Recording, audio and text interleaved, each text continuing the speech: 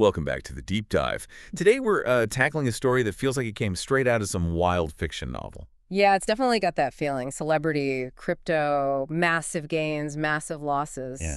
all compressed. Exactly. It's that intersection of fame and finance, but on hyperdrive. Hmm. We're talking about the very recent and very dramatic saga of Kanye West's or YZY Memecoin. A roller coaster, to put it mildly. Absolutely. And for this deep dive, we've gathered insights from some really solid reporting, places like YRD and Barron's.com. They give us a good picture of what went down. Good sources. Our mission today is really to cut through the noise, to give you the essential story how this token basically appeared, shot up to billions in value in like hours, It's unbelievable speed. and then crashed, Yeah. just cratered, leaving a lot of people holding the bag, unfortunately. And now the regulators are looking much closer. As you'd expect. So we want to unpack not just the what, but the why. Why this matters for celebrity crypto, for regulation, and maybe for you, the listener. Consider this your shortcut through the chaos. A necessary one, I think. Okay, so first reaction. When I heard Kanye Memecoin, well, it wasn't totally surprising given his history, but the speed of it all was just wow. Right. It wasn't just any celebrity jumping in. He has a very specific, very dedicated following. That's what I was thinking. Does that unique, almost tribal fan base explain why this particular launch just went nuclear so fast compared to other celeb tokens? I think it's a huge part of it, yeah. What the YZY thing really highlighted, even for people who watch crypto all day, was how efficiently that specific kind of intense fandom can just compress the usual meme coin cycle. Compress it how? Well, you usually see these things bubble up over maybe weeks, sometimes months. The community builds, the memes spread. Sure, the slow burn hike. Exactly. With YZY, that entire process got squeezed into a few hours. That's almost a new kind of market velocity we haven't really seen before. Powered by his specific brand. Powered by that specific brand, yes, and amplified by social media and running on a very fast blockchain. It was a perfect storm, really. Okay, let's talk about that blockchain part. It launched on Solana. We know Solana's fast, low cost, good for this kind of high-volume project. Right. But how did Solana specifically, combined with the inherent craziness of meme coins, supercharge this specific event? Was it just the speed? The speed was definitely a massive accelerant. Think about it. Solana can handle a huge number of transactions very, very quickly. Right, almost instantly. So that usual frenzy where people are trying to buy in, seeing the price move, getting that FOMO, the fear of missing out. Yeah. On Solana, that feedback loop happens much, much faster. Orders get filled almost instantly. The price updates immediately. It fed the hype at an incredible rate. So the tech itself enabled this psychology to run wild. Pretty much, yeah. You combine that near-instant transaction finality with the underlying nature of meme coins. Which is, remind us quickly. Well, fundamentally, meme coins usually don't have any real utility, right? They're driven by sentiment, by community buzz, by memes, or, in this case, by a massive celebrity endorsement, or at least perceived endorsement. Perceived endorsement. With YZY, you had Ye's almost gravitational pull on his followers. People weren't buying based on fundamentals. They were buying based on the hype, the FOMO, the belief that because it was Ye, this was different. This was the one. A once-in-a-lifetime shot in their minds. Exactly. Pure speculation, but amplified massively because you had this unique celebrity factor meeting this hyper-efficient blockchain to suck people in. And suck them into the tune of a $3 billion valuation within hours. I still can't quite wrap my head around that number in that time frame. It's staggering. It really is. Just pure concentrated hype. Like a hype train going at light speed. But what goes up that fast? It almost inevitably comes down, and often just as fast. The euphoria didn't last long at all. So the crash. How bad was it, according to the sources? Well, the reports we looked at, like from Wired and Barron's, they were pretty clear.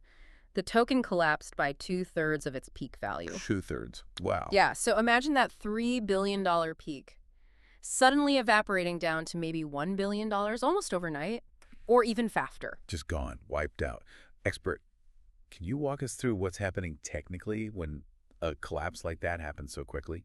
For the person watching their investment just vanish?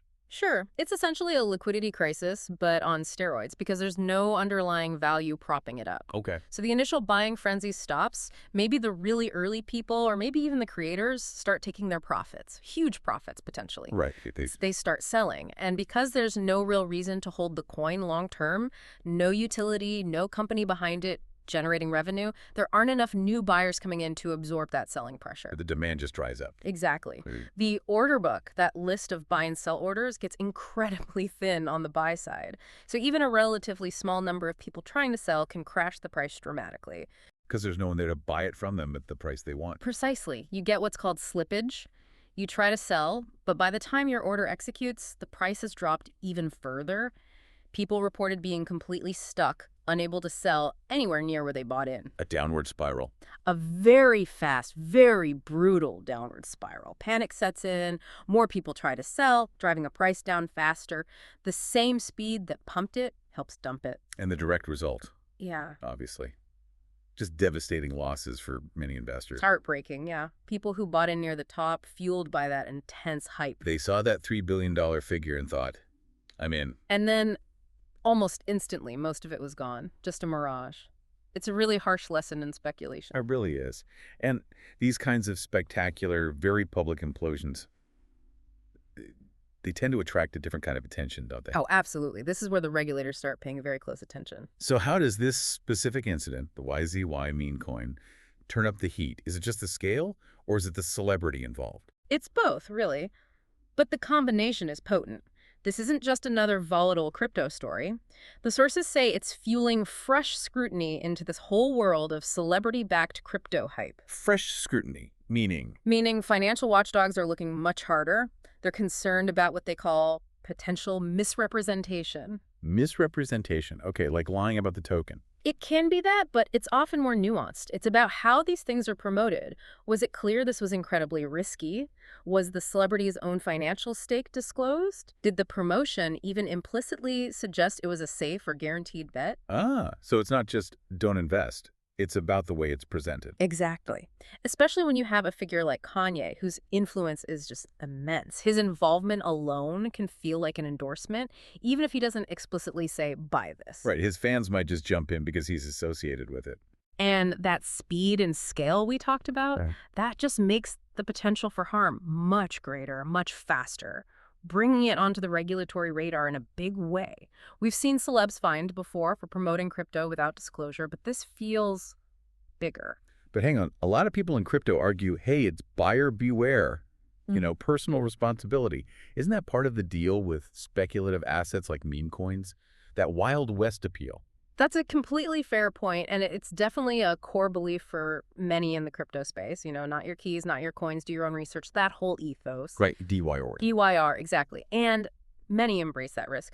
But regulators, they have a different mandate. Their job is investor protection, especially looking out for the average person, the retail investor, who might not fully grasp the extreme risks. Okay. So when they talk about potential misrepresentation, they're looking beyond just outright lies. They're looking at the implied stuff. Implied stuff, like Like, say, a celebrity hyping a token without clearly saying, by the way, I was given a ton of these tokens for free, or this is incredibly risky, you could lose everything, this is not financial advice, proper, prominent disclosure. Got it. In the YZY case, even without explicit financial advice from Ye, regulators might argue that his sheer cultural weight created a false sense of security or legitimacy for people who maybe didn't understand meme coins. So it blurs the line between just a product launch and something that looks like an investment tip. It can, yeah. Especially if the celebrity is seen to be profiting hugely while others lose out. Regulators are basically asking, are the current rules enough to make people truly understand the massive volatility and the high chance of losing their money? Or is the celebrity halo just blinding them? That makes sense. It's less about banning things and more about transparency and realistic expectations. Largely, yes. Though outright fraud is always on their radar, too. So when we say regulatory scrutiny, what kinds of questions are these agencies actually asking behind the scenes? What are they digging into? Well, they're digging deep. They're asking things like, who actually created this token? What was the initial distribution? Were insiders given tokens? The origin story. Exactly. Were there any backroom deals between Ye or his team and the developers? Undisclosed payments, that kind of thing. Okay. But also broader questions, like, are the disclosure rules we have now strong enough? Especially when someone has, like, millions of devoted followers hanging on their every word. Does the platform, like Solana or the exchanges, have any responsibility here? That's another huge question they're likely asking. How do platforms manage these super high-risk, celeb-driven tokens? Should they? What are their obligations? Hmm. And fundamentally, how is this promoted? Was it framed as fun, a collectible, or was it implicitly sold as a way to get rich quick? Assessing the responsibilities of everyone involved. It sounds complicated. It is. It's not about killing innovation, ideally. It's about trying to protect consumers from, well, from situations exactly like this one. Huge, rapid losses driven purely by hype and speculation, often amplified by a famous face. Which really brings it back to the listener, doesn't it? Yeah. Makes you ask yourself. What does this teach you? What does an event like the YZY coin saga teach you about the real risks involved in these highly speculative digital assets? Especially when a celebrity name is attached. Where's the actual value? Is it real or is it just fleeting hype? It's crucial to think critically. Absolutely crucial. The YZY story really just throws that into sharp relief, doesn't it? The difference between hype and substance. And it shows the challenge for regulators trying to keep up. This market moves so incredibly fast. It's innovative, yes, but also opaque sometimes. Yeah, the rules struggle to keep pace with the speed of the tech and the marketing. Precisely. And it's a global issue, too. Different countries have different rules, different approaches. We saw the SEC go after Kim Kardashian, for example, for promoting a crypto asset without proper disclosure. Right, I remember that. The YZY case just amplifies everything, the speed, the scale of potential losses, making it a really critical case study for figuring out how to handle this intersection of pop culture, money, and tech. It's a huge challenge. No easy answers. Not at all. Okay, so let's just quickly recap where this deep dive has taken us. It's been quite the journey. Definitely. We started with the pretty shocking launch of Kanye's YZY Memecoin. Saw how his unique celebrity power fueled this absolutely insane rise, $3 billion valuation in mere hours. Almost unbelievable. And then the inevitable dramatic crash, a two-thirds collapse in value, leading to really significant and, frankly, heartbreaking losses for many people who jumped in. And the key takeaway beyond the immediate financial drama, this whole episode has really turned up the volume on regulatory scrutiny. Right. It puts those critical questions about celebrity influence, about what constitutes misrepresentation even implicitly, and about how to effectively protect investors right back on the front burner. It highlights that ongoing struggle, doesn't it? Trying to bring effective oversight to a market that's moving at lightning speed, where the lines between entertainment, hype, and financial advice get so incredibly blurry. Exactly. It's a balancing act, and this incident really tips the scales towards needing more clarity, more safeguards. Well, we hope this deep dive has helped cut through some of that complexity for you, giving you that shortcut to understanding the full arc, the hype, the fall, and the fallout of the YZY Memecoin story. And its broader significance, yeah. It's not just a weird headline. It tells us a lot about where things might be heading. Which leaves us with a final thought for you, the listener, to maybe chew on. How far? Given what we've seen here, this intense volatility, these huge losses driven by celebrity hype, what do you think the future looks like at this intersection, where celebrity meets digital assets meets investor protection? How might an incident like the YZY collapse actually shape future rules? Rules around disclosure, maybe, or implied endorsements, or even the accountability of the celebrities themselves? And beyond the rules. Yeah, maybe more importantly, how does this influence how you personally might look at these kinds of opportunities in the future, especially when they come packaged with that powerful allure of fame? It's a space that's constantly changing, and thinking critically about it is probably more important than ever.